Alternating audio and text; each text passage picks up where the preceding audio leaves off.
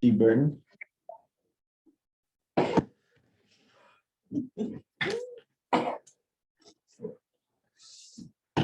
You waiting on anybody? Just me? No, we weren't waiting on you. You're right on time. Cool. Okay. Well, we'll go ahead and start this administrative review meeting. Welcome, everybody. Can I help you with something? Hey, Come on in.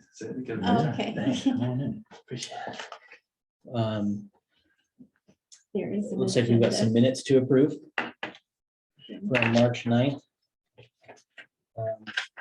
June, do you know if Rick has reviewed those minutes? I am not aware. Okay. To be honest, I haven't reviewed the minutes. Do you want to give them a tentative approval Yeah, and wait let's- for Rick? Let's wait for the next admin review meeting so Okay. that Rick can approve those. Let's go on to the administrative items. Looks like 2.1 LVP 030722. Consideration and action on a request for administrative approval of Peacock Hollow subdivision consisting of 2 lots. Felix, are you presenting this? Yes, this is a residential 2-lot subdivision out in basically the western Weaver area, considered Taylor. 4700 west, 950 north. And what the applicant is proposing to do is to split 2 1-acre lots from a larger ag parcel with the remainder parcel that is 21 acres roughly. Looking over the local the roadway and the facilities in place, they're all brought up to a county standard at this point. So no additional dedication is required. County engineer will require the deferral agreement for curb gutter and sidewalk, which is pretty standard.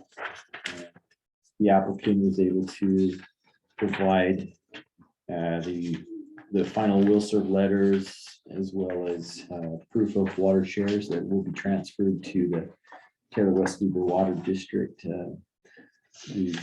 The final will serve letter from the Taylor West Weaver District also includes details that they expect the applicant to fulfill before they provide water. So that's something that's been included as in this report. And after reviewing this proposal to meet the zoning standards and the site development standards, other subdivision requirements, county feels it's appropriate to recommend approval with the couple conditions that are stated in the report. And that's it. Awesome. Thank you. Is there any road dedication on this? Let's see here. The map. It was already done previously. I don't think there is, but I want to make sure. Just gonna share my screen here and go straight to the survey.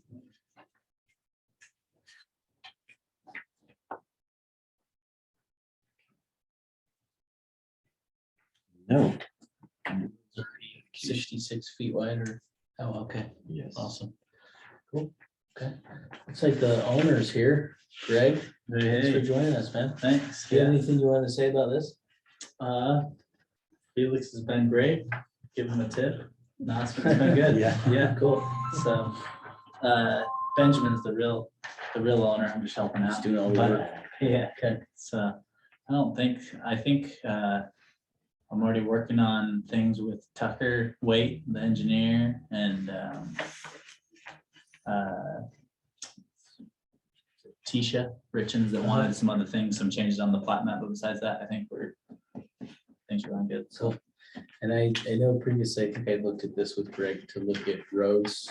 I looked at our road master plan and there weren't any major roads going through this piece. that's right. So maybe just something to note for the record.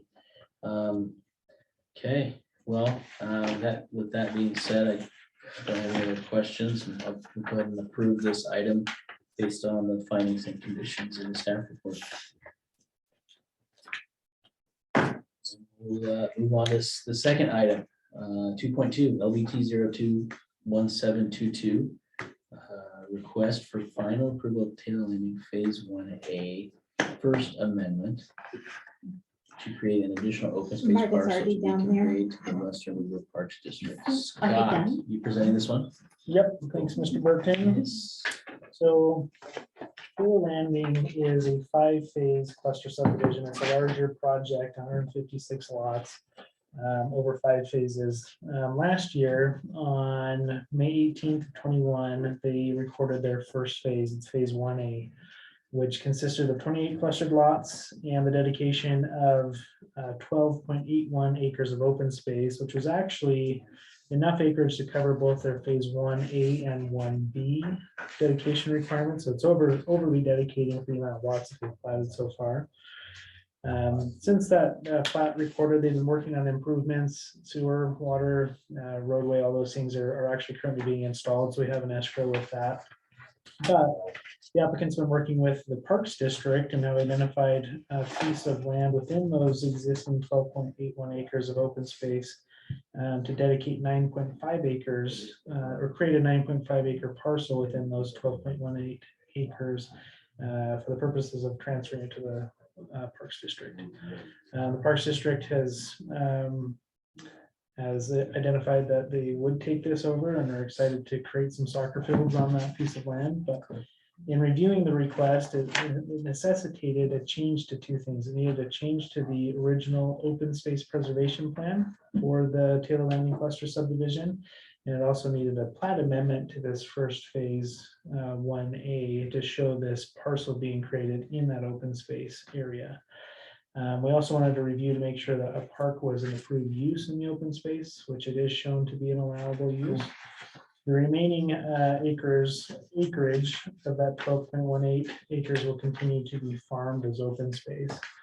So you'll see on this second page of the plat, everything in the dark shaded outline is the originally dedicated open space. So we're not reducing or adding to the open space that's being dedicated.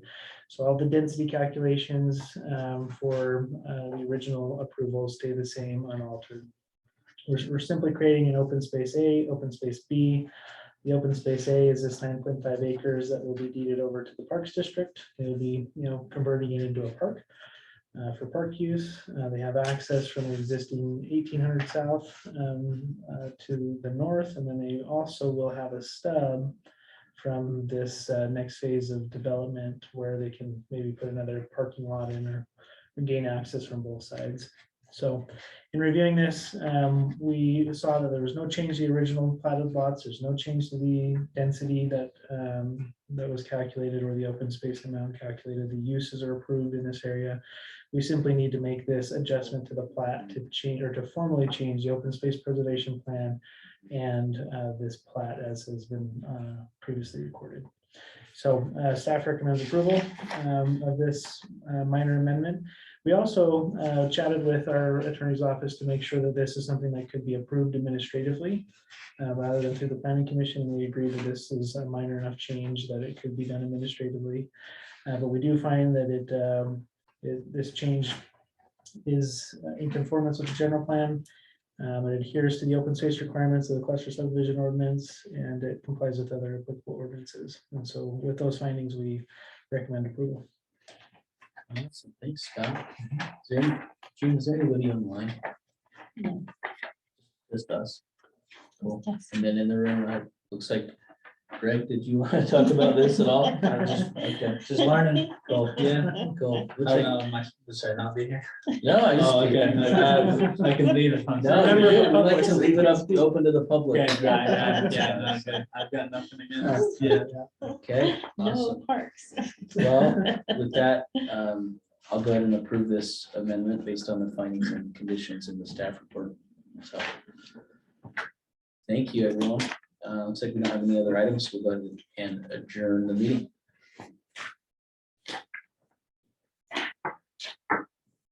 So you're not required to, like, I guess you have notes from this meeting that you post